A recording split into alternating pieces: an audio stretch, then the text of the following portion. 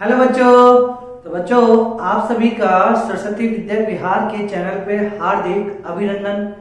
तो बच्चों, मैं मैथमेटिक्स गुरु आज आपको सेट का लेक्चर नंबर 3 डिस्कस करेंगे। तो बच्चों, लेक्चर नंबर 2। तो बच्चों, जो ये बात मैं वापस से बोलूंगा बच्चों आपसे, मैं हर वीडियो में बोलता हूँ बच्चों, ये बात कॉमन सी बात है बच्चों कि जो बच्चा मेरे लेक्चर नंबर 3 को डायरेक्ट देख रहा है उस बच्चे से, वो प्यारे बच्चों से निवेदन है कि आप पहले लेक्चर नंबर 1 और 2 को अच्छे से देखो। बच्चों, अभी मैं वीडियो बहुत लेंथी नहीं बना रहा, नहीं बाकी बच्चों आप मेरे सारे वीडियो देख लेना। कोई भी वीडियो 50 मिनट से कम तो मिलेगा ही नहीं आपको, 2-2 घंटे तक के वीडियो होते हैं बच्चों, ठीक है। तो ये केवल आपके लिए इसलिए क्योंकि अभी आप शुरुआत कर रहे हो, इसलिए आपको बहुत बेसिक सी चीजें बहुत धीरे लेके चल रहा हूँ बच्चों, ठीक है मेरे प्यारे बच्चों। जब आप एक बार रिदम में आ जाओगे तो आप खुद ही बोलने लग जाओगे। वही जो छोटे से बच्चे होते हैं बच्चों, उसको शुरू में चलने के लिए हाथ पकड़ना पड़ता ही है बच्चों। जब वो चलने लग जाता है तो बच्चों वो खुद ही हाथ छोड़ के भागने लग जाता है ठीक है मेरे प्यारे बच्चों। तो वही बात होगी बच्चों, आपके साथ भी है ना। तो आज अपन लेक्चर नंबर 3 डिस्कस करेंगे। तो लेक्चर नंबर 3 से पहले लेक्चर नंबर 1 और 2 को देखो और उसको नोट्स में लेते चलो, लिखते चलो अच्छे से, ठीक है मेरे प्यारे बच्चों। चलो, लेक्चर नंबर 2 में बच्चों अपन ने क्या बातें की थी? टाइप्स ऑफ सेट्स की बातें की थी, समुच्चयों के प्रकारों के बारे में बात की थी बच्चों अपन ने, समुच्चयों के प्रकार, ठीक है बच्चों। कुछ समुच्चयों के प्रकार अपन ने पढ़ लिए थे बच्चों। पहला जो अपन ने बात की थी वो कौन से बच्चों? एम्प्टी सेट, रिक्त समुच्चय की बात कर चुके बच्चों अपन। रिक्त समुच्चय यानी ऐसा समुच्चय जिसमें अवयव की संख्या क्या हो? नील हो, यानी कोई भी अवयव नहीं हो, अनुपस्थित हो। दूसरा भी बच्चों अपन ने क्या बातें कर ली थी बोलो? रिक्त समुच्चय हो गया, फिर अपने पास एकल समुच्चय हो गया। एकल समुच्चय ऐसा समुच्चय जिसमें केवल कितने अवयव हो बच्चों? एक अवयव, क्या कहलाएगा? एकल समुच्चय। तीसरा अपन ने बच्चों समतुल्य समुच्चय बात कर ली। समतुल्य समुच्चय, दो समुच्चय आपस में समतुल्य समुच्चय कहलाएंगे। दो समुच्चय आपस में समतुल्य समुच्चय कहलाएंगे यदि उनमें स्थित अवयव की संख्या क्या हो? बराबर हो, समान हो, ठीक है बच्चों। फिर 4th पॉइंट, परिमित समुच्चय। परिमित समुच्चय यानी जिसमें अवयवों की संख्या क्या हो बच्चों? काउंटेबल हो, ठीक है, गिने योग्य हो, जिसको अपन गिन सकते हो, तो क्या हो जाएगा वो? परिमित समुच्चय। अच्छा, फिर अपरिमित समुच्चय बोलो बच्चों। अपरिमित समुच्चय बोलो ऐसा समुच्चय जिसमें अवयवों की संख्या अनकाउंटेबल हो, ठीक है बच्चों, अगिनने योग्य हो, गिनी नहीं जा सकती हो, क्या है? अपरिमित समुच्चय। और छठा जो अपन बात करेंगे बच्चों वो है समान समुच्चय। समान समुच्चय क्या होंगे बच्चों? दो समुच्चय समान समुच्चय कब कहलाएंगे? जब उनमें स्थित अवयवों की संख्या भी समान हो तथा संख्या भी समान हो तथा अवयव भी समान हो। अब ये बात कैसे बच्चों? तो देखो इसका एग्जांपल लेते हैं अपने समान समुच्चय का। तो बच्चों जैसे मैंने लिखा है एक समुच्चय ए, और एक क्वेश्चन लेता हूं मैं बच्चों आपसे, क्वेश्चन नंबर 1। तो एक समुच्चय तो मैंने लिया 3, 5, 7, ठीक है। ये किस फॉर्म में बच्चों? ये रोस्टर विधि में। किसमें बच्चों? ये रोस्टर विधि में, ठीक है बच्चों। ये समुच्चय किस में लिखा गया है? रोस्टर विधि में, ठीक है बच्चों। अब इसमें कितने अवयव है? 3। तो रिक्त तो नहीं होगा, रिक्त में तो अवयव कितने होते हैं? 0। एकल में अवयव कितना होता है? 1। तो ये एकल समुच्चय में नहीं है। समतुल्य समुच्चय तो दो समुच्चयों की तुलना करके बोला जाता है, ये तो केवल एक ही समुच्चय है, तो समतुल्य तो बोलेंगे नहीं अभी, ठीक है बच्चों। फिर उसके बाद परिमित समुच्चय, क्या मैं इसके अवयवों की संख्या को काउंट कर सकता हूँ? हाँ, तो ये कैसा समुच्चय है बच्चों? परिमित समुच्चय। आगे गेट माय पॉइंट बच्चों। चलो, अब बच्चों ये हार्ड एंड फास्ट रूल नहीं है कि एक समुच्चय एक टाइम में एक ही कहलाएगा, ऐसा कुछ नहीं है बच्चों। यदि आपके दिमाग में ऐसा कुछ चल रहा है, आपके शैतानी दिमाग में, तो इसको निकाल दो बच्चों। एक समुच्चय एक समय में एक ही टाइप की वैरायटी होगी ये जरूरी नहीं है, हो सकता है ये। अब देखो इस समय देखो परिमित समुच्चय भी है, समझ आया बच्चों? ये कैसा समुच्चय है? परिमित समुच्चय। अच्छा, इसमें दो अवयव घटा लूंगा तो परिमित भी होगा और साथ में एकल भी होगा। अभी रेडी में बच्चों? चलो, तो बच्चों एक तो ये ए हो गया है ना समुच्चय, और एक समुच्चय मैंने दे दिया बी। किसमें लिख दूं बोलो इसको? किस विधि में लिख दूं? समुच्चय निर्माण विधि में लिख दूं बच्चों। चलो, तो मैंने लिखा एक एक्स एक अवयव ले लिया, ठीक है, एक्स एक अवयव ले लिया इस प्रकार। अब इसकी क्या लिखूंगा? प्रॉपर्टीज। क्या प्रॉपर्टी है? कि x एक अभाज्य तथा 10 से छोटी संख्या तथा 10 से छोटी संख्या। ये लो बच्चों, तो बच्चों आप अपन ने जो b एक समुच्चय लिया, एक समुच्चय तो a ले लिया रोस्टर विधि में सीधा ही, और एक समुच्चय b अपन को किस में दे दिया, समुच्चय निर्माण विधि में। ये किस में लिखा हुआ है बच्चों, ये समुच्चय आपको लिखा हुआ है समुच्चय निर्माण विधि में, समुच्चय निर्माण विधि में लिखा हुआ है।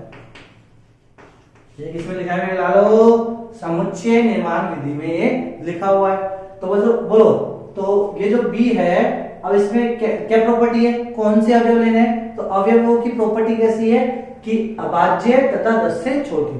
तो बच्चों इसको मैं किसमें कन्वर्ट कर दूं, इस वाले समुच्चय को मैंने कन्वर्ट कर दिया किसमें, अब ये सॉल्यूशन में आ रहा है बच्चों। तो सॉल्यूशन में फर्स्ट ऑफ ऑल पहला क्या करना है आपको, पहली स्टेप क्या करनी है आपको, स्टेप नंबर फर्स्ट कि b को आप किसमें लिखोगे, b को रोस्टर विधि में लिखो, b को किसमें लिखो आप, पहले रोस्टर विधि में।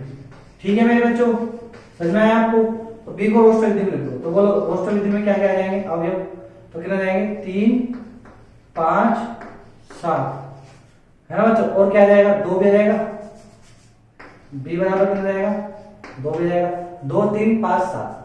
तो ये हो गया बच्चों अपने पास क्या, अभाज्य संख्या, ऐसी संख्या जिसमें केवल स्वयं का भाग जाए, क्या कहलाती है बच्चों, अभाज्य संख्या। ठीक है मेरे बच्चों, तो 2 3 5 7, तो ये आ गया आपके पास b। अब बच्चों ये जो b आया है, तो b तो आपके पास ये आ गया आपने निकाला, और a आपको क्या दे रखा है रोस्टर विधि में पहले 3 5 7। अब आपसे बोला गया है क्या बताओ कि जैसा रिलेशन आपको बोल दिया जाए, तो बच्चों 4 ऑप्शन दे दिए जाएंगे आपको, 4 ऑप्शन में रिलेशन दिया होगा, तो वो भी मैं डिस्कस नहीं कर रहा, जैसे जैसे मैं आगे बढ़ूंगा तो वो ऑप्शन में आपकी समझ में आ जाएगा कि किस प्रकार अपन को बराबर करके देते हैं। ठीक है बच्चों, तो वो आगे की बात है। आगे में बच्चों घबराना नहीं है, अभी मैं क्वेश्चन चेंज कर देता हूँ, बस ऐसे देके आपसे बोला गया सिद्ध करो कि क्या a तथा b समान अवयव है क्या, बस ये बोला समान अवयव है। तो बच्चों a में बोलो तो n क्या होता है, n होता है कार्डिनल नंबर, समुच्चय में स्थित अवयवों की संख्या। तो n कितने अवयव है इसमें 3, और n भी बोलो बच्चों, n भी कितनी है 4। और गणित में बच्चों समझ में आई, तो बोलो समुच्चय में स्थित अवयवों की संख्या क्या बराबर है क्या, नहीं। जब अवयवों की संख्या ही बराबर नहीं है तो क्या ये समान अवयव, तो समान समुच्चय कहलाएंगे क्या, नहीं। तो अतः a not equal to b, अतः a not equal to b। अभी में बच्चों चलो समझ में आ गया नहीं क्वेश्चन, कोई दिक्कत है किसी को नहीं। अभी बच्चों देखो ये जो क्वेश्चन है आपसे कॉम्पिटिटिव एग्जाम में पूछा है, उसमें आपको 4 ऑप्शन देके पूछा है विच ऑप्शन इज करेक्ट। वो 4 ऑप्शन मैं आपको भी नहीं दे रहा बच्चों, क्योंकि मैंने अभी आगे आपको पढ़ाया नहीं, क्योंकि उसमें उप समुच्चय की भी बात होगी, सबसेट का भी सिंबल दिया हुआ है, तो वो मैंने अभी आपको सबसेट पढ़ाया नहीं, तो मैं भी डिस्कस नहीं करा। फिर मैंने इसी क्वेश्चन की लैंग्वेज चेंज कर दी, मैंने क्या बोला, सिद्ध करो कि a तथा b, सिद्ध करो या बताओ कि, या जांच करो कि, सिद्ध क्या जांच करो कि a तथा b समान अवयव समान समुच्चय है कि नहीं, सिद्ध करो कि a तथा b समान समुच्चय है या नहीं। तो बच्चों अपने a देखो, a तो आपको रोस्टर विधि में दे रखा था पहले से, तो वेल एंड गुड, बहुत अच्छी बात है, बहुत अच्छी बात है अपने लिए, एडवांटेज है। लेकिन b किस में दे दिया अपन को, समुच्चय निर्माण विधि में। तो सबसे पहले b को किस में करो, रोस्टर विधि में। अब इसका क्या लिखो, n भी लिखो, कितना है 4, इसका n कितना है 3। तो क्या अवयवों की संख्या बराबर आई या नहीं, तो अवयवों की संख्या बराबर ही नहीं आई, तो समान अवयव कहां कराएंगे, तो समान समुच्चय क्या कराएंगे। देखो बच्चों अवयव याद आ रहा है, अवयव आप 12th क्लास में पढ़ोगे, मैट्रिक्स बोलते हैं इसको। और जो जो प्रॉपर्टीज अब अपन समुच्चय के लिए पढ़ेंगे ना बच्चों, जब आप 12वीं में जाओगे तो यही प्रॉपर्टीज इसके लिए पढ़ोगे, अवयव के लिए, मैट्रिक्स के लिए, तो इसलिए आप कंफ्यूजन आ जाएगा। तो इसलिए मेरे को समुच्चय बोलते समय अवयव नजर आ रहा है। ठीक है बच्चों, चलो तो इसको अपन डिलीट करो बच्चों। तो ये चीज समझ आई बच्चों, चलो तो जांच करी, जांच करने पर क्या हुआ है, a not equal to b। लेकिन बच्चों मान लो इसी क्वेश्चन को अपन को चेंज कर दिया, क्वेश्चन नंबर 2। अब आपको क्या दे दिया क्वेश्चन नंबर 2 कि समुच्चय a आपको दे दिया ये 2 3 5 7 ये दे दिया, ठीक है। और समुच्चय बी आपको सेम ऐसे कैसे दिया, किसमें, समुच्चय द्विमाविधि में, x एक अभाज्य तथा 10 से छोटी संख्या है। तो बच्चों अब बोलो a कितना जाएगा, a हो जाएगा, a कितना दे रखा है 2 3 5 7, ये हो जाएगा बच्चों, ठीक है 2 3 5 7। अब बच्चों 2 3 5 7 में बोलो आपके पास na कितना है, यहाँ na कितना हो गया 4, na कितना हो गया 4। तो बच्चों अब देखो समान समुच्चय बोलने के लिए समान समुच्चय बोलने के लिए दो कंडीशन होनी चाहिए। कितनी कंडीशन होनी चाहिए, दो कंडीशन फुलफिल होनी चाहिए। पहली कंडीशन na बराबर nb होनी चाहिए, na बराबर क्या होना चाहिए nb, एंड तथा एंड दूसरी कंडीशन क्या होनी चाहिए कि अवयव भी क्या होना चाहिए, समान, अवयव भी समान होने चाहिए।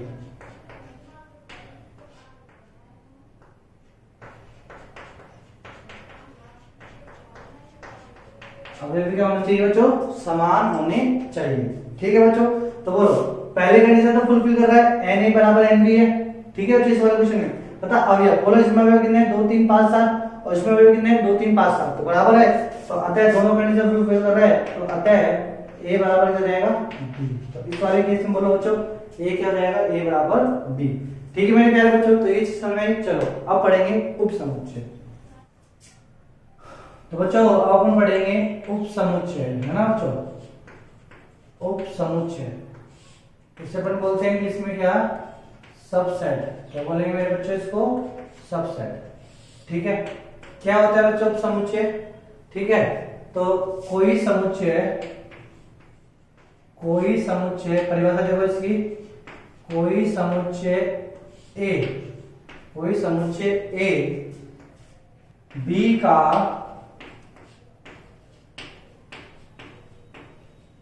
उपसमुच्चय कहलाएगा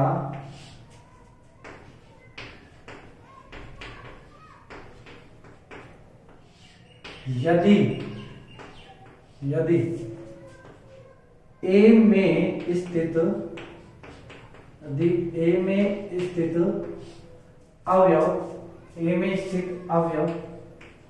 A में स्थित अवयव समुच्चय B में उपस्थित हो। वही समुच्चय A B का उपसमुच्चय कहलाएगा यदि A में स्थित अवयव समुच्चय B में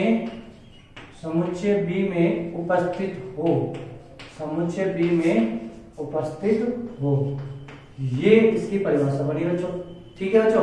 ये चीज समझ, जैसे फॉर एग्जांपल उदाहरण देखो, उदाहरण के लिए मैंने आपको एक समुच्चय ए दे दिया जिसमें एलिमेंट दे दिए 1 2 3 4 और एक समुच्चय मैंने बी दे दिया, क्या दे दिया 2 3 1 5 4 9 6, ये दे दिया, ठीक है बच्चों। ऑर्डर जो होता है ये मैंने आपको नोट में लिखा दिया है कि जो किसी एक समुच्चय में एलिमेंटों का रिपीटेशन नहीं होगा और उसका order doesn't matter, order matter नहीं करता। ऐसे नहीं कि 2 पहले 1 पहले, ऐसा कुछ नहीं है, ठीक है बच्चों। ये मैं आपको नोट में बता चुका। तो ये दो समुच्चय दे दिए ए और बी। अब आपसे बोला जाएगा बताओ कि क्या ए बी का उपसमुच्चय है कि नहीं, क्या ए बी का उपसमुच्चय है, हाँ या ना, हाँ या ना। ऐसे ही बच्चों बी क्या ए का उपसमुच्चय है, बी क्या ए का उपसमुच्चय है, फिर आपसे पूछा जाएगा बताओ बी ए का उपसमुच्चय है, हाँ या ना, हाँ या ना, हाँ ना, हाँ ना, हाँ ना। तो बच्चों देखो, अब देखो ए बोलो, ए में अपन परिभाषा देखो, चलो बच्चों पढ़ाई करते हैं सीरियसली।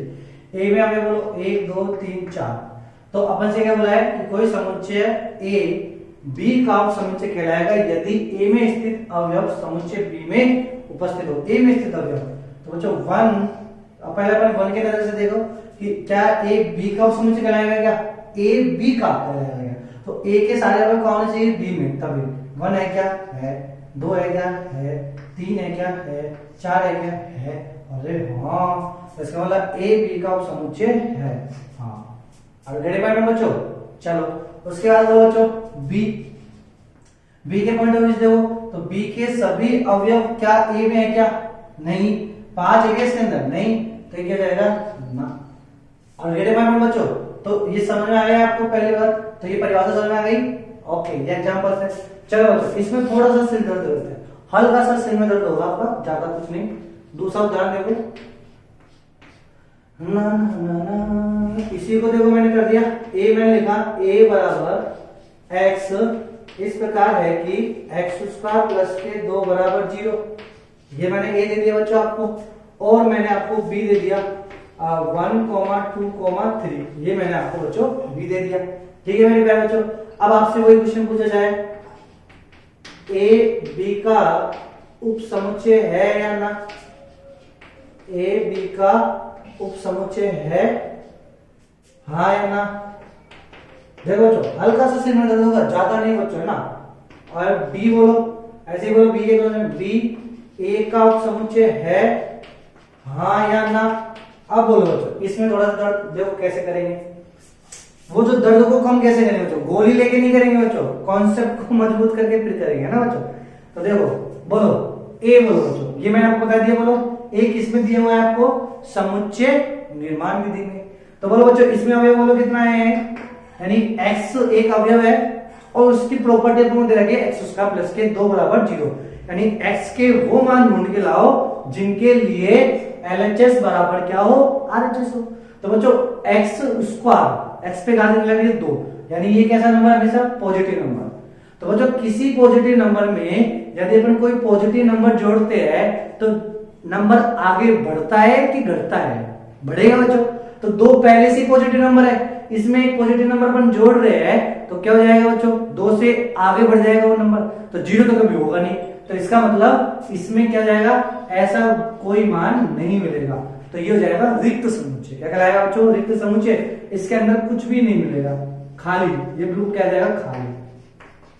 क्या मिलेगा? ये बिल्कुल खाली। इसके अंदर ऐसा कोई सा अवयव नहीं आएगा जो इसको सेटिस्फाई करे। ठीक है बच्चों, अब इसमें देखो बच्चों, अब अपन बात करेंगे ए के पॉइंट ऑफ व्यू से। क्या परिभाषा है उस समुच्चय की? कि समुच्चय ए बी का उप समुच्चय कहलाएगा यदि ए में स्थित अवयव समुच्चय बी में उपस्थित हो। ठीक है मेरे प्यारे बच्चों, यानी इसमें स्थित अवयव, अपन इसको देख रहे हैं ना, क्या ये इसका उप समुच्चय कहलाएगा क्या? तो अपन इसके कोरेस्पोंडिंग इसके पॉइंट ऑफ व्यू से देखो कि इसमें स्थित अवयव क्या इसके अंदर स्थित है कि नहीं है?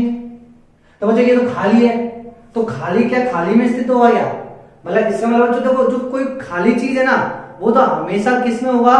दूसरे अवयव दूसरे समुच्चय में होगा ही होगा डेफिनेटली, ऐसे नहीं। तो बच्चों देखो इसमें तो कुछ अवयव है ही नहीं।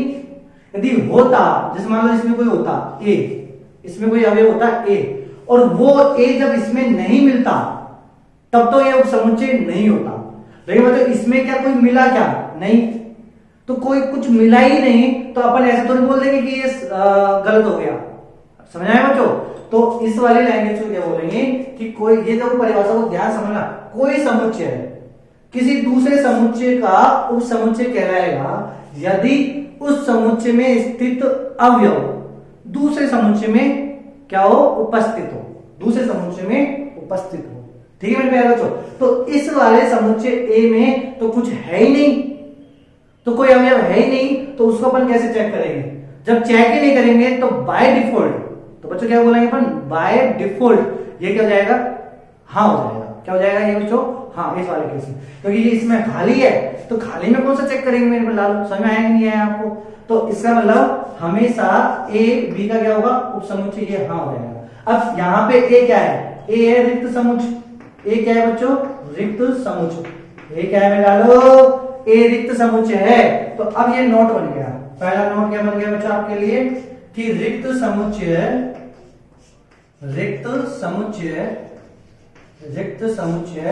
प्रत्येक समुच्चय का प्रत्येक समुच्चय का उप समुच्चय कहलाता है। प्रत्येक समुच्चय का उप समुच्चय कहलाता है। और बच्चों तो ये चीज आपको समझ आ गई। पहला नोट कि रिक्त समुच्चय प्रत्येक समुच्चय का, कोई सा समुच्चय हो, उसका क्या कहलाएगा, उप समुच्चय कहलाएगा। ठीक है बच्चों, चलो अब इसके पॉइंट ऑफ व्यू से देखो, अब बी के पॉइंट ऑफ व्यू से देखो ए को, तो बोलो बच्चों बी में अवयव कौन से, 1 2 3। अब चेक करो एक, अब इसमें एक आ गया ना, एक चेक करो क्या है, एक ए में है और ए नहीं, ए तो शुक्र साफ है का, तो बच्चों समझ में आया, ए में तो कुछ है ही नहीं बच्चों, तो बोलो अब क्या हो जाएगा, तो इसका मतलब बी ए का समुच्चय नहीं, तो आंसर क्या जाएगा, ना। सॉरी बोलो आंसर क्या जाएगा, ना।